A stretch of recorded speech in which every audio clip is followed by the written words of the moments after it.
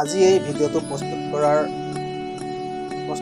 আচল কাৰণটো হৈছে যিসকল মন্ত্ৰী বিধায়ক বা চৰকাৰী বিষয়ববীয়াই আমাৰ জাতীয় পতাকা উত্তোলন কৰে তেওঁলোকলৈ এটা অনুৰোধ। পতাকাখন উত্তোলন কৰাৰ আগত ভালদৰে পৰীক্ষা নিৰীক্ষা কৰি লওক। আমি আগতে দেখিবলৈ পাইছোঁ যে কিছুমানৰ ৰং খেলি মেলি হয়। গেৰুৱা ৰং থাকিব লাগে ওপৰত, থাকে তলত, কিছুমানৰ খোলেই নেখায়, কিছুমানৰ সৰি পৰে। সেইবোৰৰ কাৰণে আগতীয়াকৈ জাতীয় পতাকাখন ভালদৰে পৰীক্ষা কৰি লওক।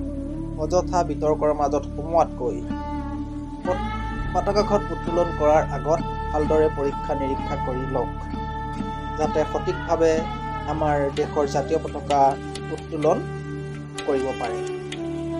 ইয়াকে ক'লোঁ। জয় হিন্দ, ভাৰত মাতা কি জয়।